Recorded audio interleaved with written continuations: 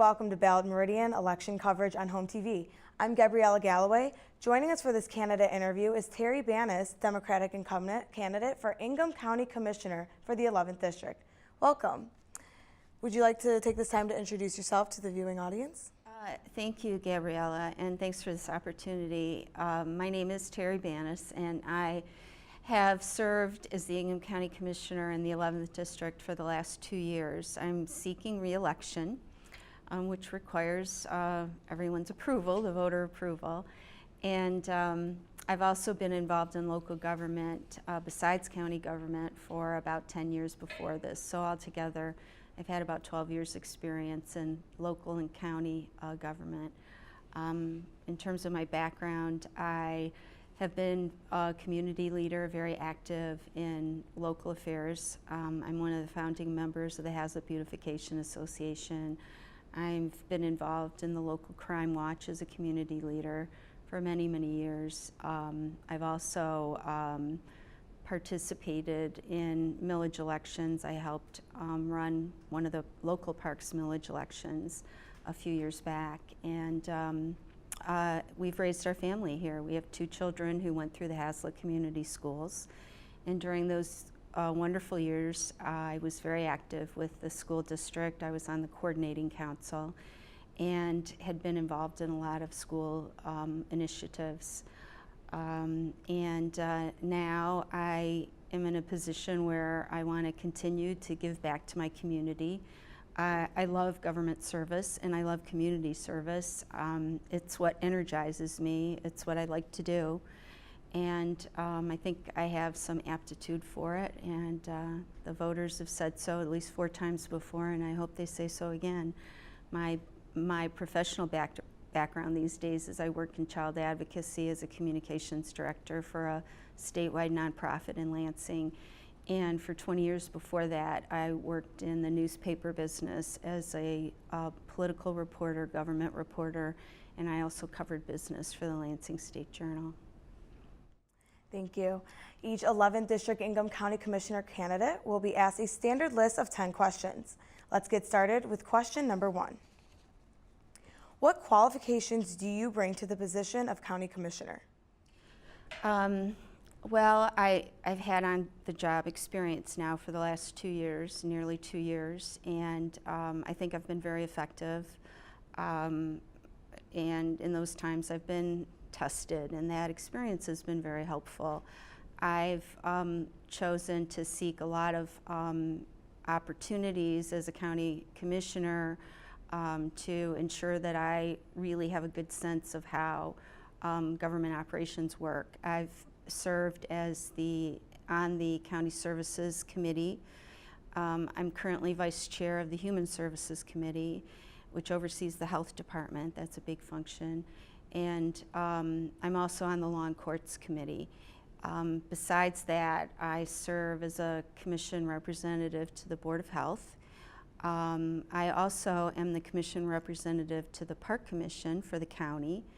And the reason for that is because I was a park commissioner locally in Meridian Township for 10 years and really sought the opportunity to serve at the county level. And also I've had some really good experiences working on an important initiative in the last year and a half. Because I had so-called parks experience when I came on, the county had at that time just approved a trails millage to create a countywide trail system, and that was in 2014. And so I was named chair of the countywide task force to develop a program to begin to outline how we were going to invest those $20 million over 6 years. And so through all those experiences, I think I've proven myself to be very studious. I may not be the most I may not be one of the headline stealers, but I do like working behind the scenes and in front of the public. And I'm very studious, and I really like to be able to delve into issues. Largely that was sort of my background as a newspaper reporter. I really enjoyed learning what I could and trying to fashion, and in this case now trying to fashion better priorities and remedies to modern day problems in government. And it's really valuable work. It's work that sometimes goes unnoticed by the general public, who see politicians and these days, at least on the national stage, in a negative light. But I think here in Ingham County and in Meridian Township, we've been very fortunate to have some good, hardworking public officials, and I've certainly tried to be one of them. Question number 2, what one part of county government would receive more attention if you were elected? Well, investment in infrastructure improvements, and I say that knowing that we have some revenue shortfalls that haven't reversed themselves totally. You know, since the recession in the 2008, 2009, government has really been hard hit at many levels in terms of our revenues, largely around here in our county government. Our revenues come from property taxes, and the value of that property determines how the taxable value determines how much you collect in property taxes. During recessionary times, these values go down, and that means property taxes go down. So I'm going to answer this, I apologize, in a more roundabout way. The first order of business will be to do what we're supposed to do, which is to oversee the budget as county commissioners and to ensure that we're spending the money wisely and that we're planning wisely, and work with staff to do that. But at the same time, we have in the county some real serious infrastructure issues, and involving all kinds of aging facilities. And I am very much driven and motivated by the fact that we need to find new revenues, and we need to find better ways of providing the services that we do in a more efficient way, so that we can make our dollars go further. So budget considerations will be primary, but budget considerations so that we are responsible and that also we can find solutions for some of these infrastructure problems. Now, what is infrastructure? We, as a county, people don't always know what county government does, but it's very far-reaching. Here in Meridian Township, we rely on the county road department to take care of our roads. We're not like a city that has its own public service department that does that kind of thing, or road department. We also, county services are also the health department, which is a big expense and cost in the county. It's also law and courts, which is the largest expense in the county. There's also some non-mandated services, which we have not been able to pay much attention to, obviously, because when dollars are tight, you need to focus on those things that you're required to do first. But I'm very inspired to work to find creative solutions for those revenue issues. Here's one example, and cut in any time, Gabriella. But I'm on law and courts, okay? And law and courts oversees the court system and the county jail. Now, our county jail, I've toured it a couple of times now in the last year and a half, and it is a miserable place. It's a mishmash of older and oldest building developments in one large complex. It's obsolete, it's outdated. To be fair, it meets State Department of Corrections standards, so there's nothing illegal, but it's not the kind of facility that you want to leave your deputy employees in and day out, I don't think. And including the 500 or so people who are incarcerated there and awaiting court adjudication. I think it's now time. It's well over 50 years old. Some of the older sections have still the metal bars and sliding doors that you kind of think of from watching old TV shows, right? And it's not efficient because the way it was built, it didn't have like smart design that we are now familiar with today, in that today there's ways for deputies who are charged with overseeing the inmates, who can watch them on camera and in a more effective way. Because of the design, there are like nooks and crannies and places that are harder to sort of get at. And so in modern design, there's a more open pod system so that you can better oversee the inmates. The building is so antiquated that there's no ability because of staffing to even take the inmates who are there outdoors. Some people are awaiting trial and court hearings for, it's not unusual to see them there for a year and a half, and they don't have access to the outside. When I toured the facility recently and when I first came on board, we walked into the gymnasium, which is now like a storage area. It's not in use.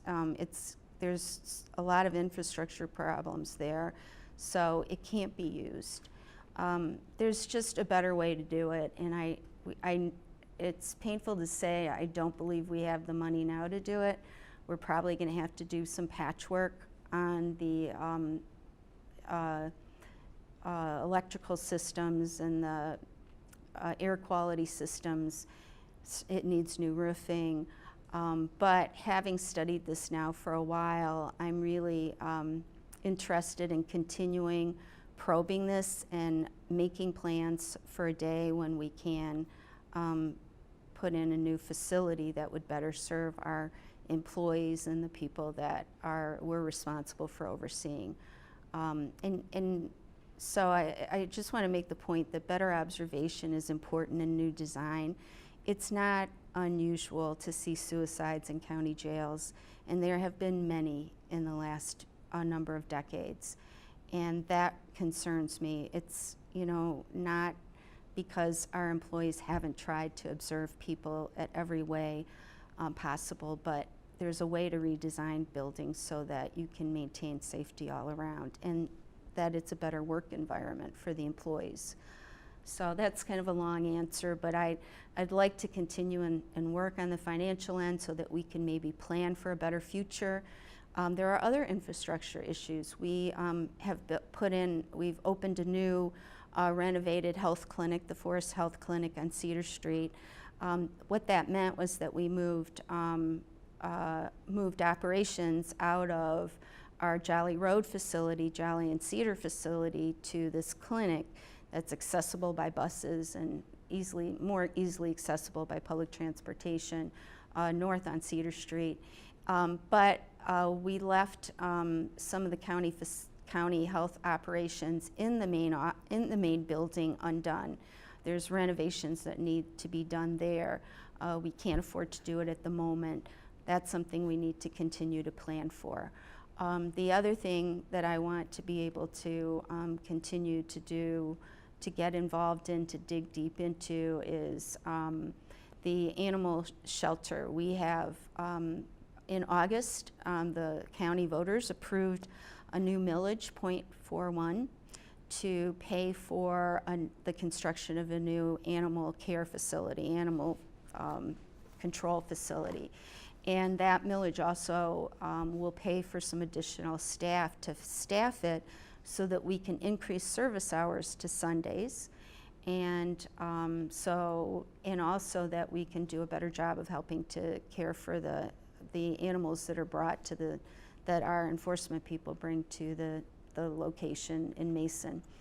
And so I was supportive of that millage. I'm glad that we're able to make some improvements there. That was another miserable facility that needed to be redone. We have a lot of support from volunteers and donation opportunities. because of that. And so I'd like to continue to work to see that that gets done properly and that we do provide the best service that we can.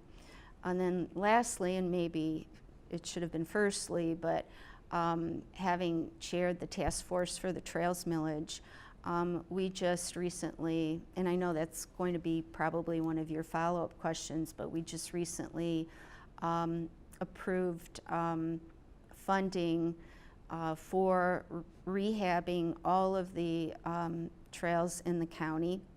That was a little over $800,000, and about $88,000 went towards Meridian Township trails, resurfacing them, those that were identified as in need. And then we also spent another $4.5 million for new bridges, and altogether Meridian Township captured, there's a number of bridges in Meridian that will be fixed with that money. And so we've now applied 2 years worth of funding for new improvements and investments in that system, but it's a 4-year millage, and we are now on the way to accepting grant applications, because it's a granting process just like the DNR for new trail improvements, including new construction across the county. So we will be soliciting for applications from the communities that have trails and want to build trails and connections, and that's coming up this fall, and that will have roughly $3.5 million, just under $3.5 million available for new grant improvements that year. So working on the Parks Commission now that the task force's work is completed, I'm continuing to oversee that, and I just recently took part in a search committee for a contracting firm to help oversee the Trails Millage program, and so that'll be going to the Park Commission for approval and later the Board of Commissioners in the next month or so that we can further develop our plans in a smart way. Question number 3, what is your position on the county's role in combating chronic wasting disease in the local deer population? Well, that's, Meridian Township was, a year and a half ago or so, was ground zero for that discovery of the chronic wasting disease in Michigan, actually not very far from my home, near Marsh Road and Hasler Road. And this has largely been a function led by the Department of Natural Resources. But the county's involvement has been to provide approvals for the hunting that is followed to hunt deer in the area to begin to identify these animals that may or may not have been affected. And so that's been because we have a county park, the Lake Lansing Parks, here in Meridian Township on the north end, and it's these are county parks, there are 2 of them, then our role has been to act on requests for hunting privileges for the DNR program, which is done in conjunction with Meridian, the Meridian hunting program. And I see just today there's been a new request for us to consider that same approval for property the county owns on Jolly Road on the south end of the township. So, question number 4, what do you see as the most pressing needs for infrastructure or capital projects in the county? Well, that's in large part I've kind of addressed that already in talking about the jail and courts complex. That's been something that's been looked at by the county board before I arrived, and then most recently in earnest in the last 6 months or so. We've had a number of meetings at the committee level and also full leadership meetings to discuss it and to work on it, and and to study the finances involved and what our revenue picture is and what our revenue projections are. And then also, in a more overall manner, some of the commissioners, myself included, have pressed for our facilities director to do a full scan of the entire county complexes and to give us a sense of what are these aging facilities, how much life is left, how much money is needed to improve them and keep them going. I mean, when you think about it, it's like being a homeowner, right? You buy a home and it doesn't just stay in the same condition that it was in when you purchased it or renovated it when you first moved in. You have to have a plan for replacements, roof replacements every 10, 12 years, and furnace replacements every 25 years. And so we've asked our director, Mr. Terrell, to do a full report on that, as well as storage needs, which he's attending to right now. And we just talked about it in one of the committee meetings the other day, and he expects to have that full report done at the end of this quarter. And so with that information, we'll begin to plan out what our infrastructure costs will be going forward in a more holistic manner instead of just sort of piecemeal department by department, calculating what our revenue intake is and how, different methods for funding these replacements. So that's, it sounds kind of dry, but it is pretty, personally it is pretty exciting when you can make improvements to the services and the facilities that you have the public using. And, I'm not just about keeping things at the status quo. I'm always about how can we make things better.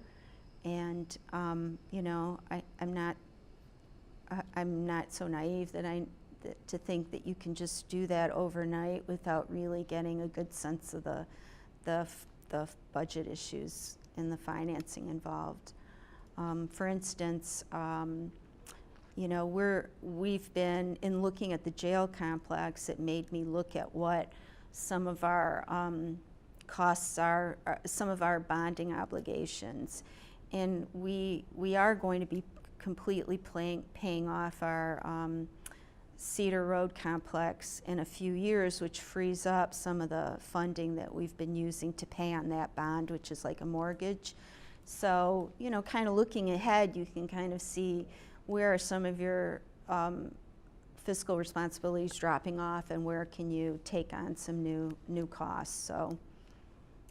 Okay, well, unfortunately, we only have a few minutes left in the program, so we will not be able to finish the standard list of questions, but you are more than welcome to give a closing statement if you'd like at this time. I'm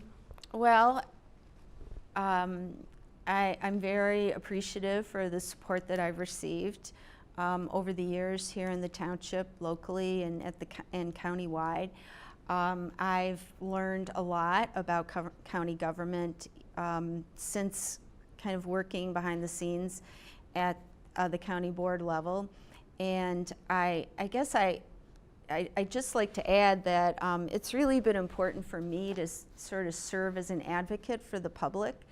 And I do spend a good part of my time answering citizen issues and complaints and sort of serving as a go-between between citizens and service providers at the county level. And I value that, and I encourage people to, whether you live in my district or someone else's, to contact your elected officials if you do have questions or concerns about something in your area and a service provided by either the local government or the county government, because people like myself see that as an important part of our job to sort of serve as the voice of the public on issues that take some time to work out. And also, I don't mind if you just call to say that you're happy with something too, because I'm always thrilled to be able to pass that along to some of the county department heads and employees, because they certainly do need a pat on the back every once in a while. It's not easy to work in government these days, so if you find something that you like, let us know too. But certainly if you need help on anything, feel free to call me or to email me, and it's pretty easy to get my email address off the county website. So thank you for your time. Yes, thank you for joining us today. This has been a candidate interview with Teri Banas, Democratic Incumbent Candidate for Ingham County Commissioner for the 11th District.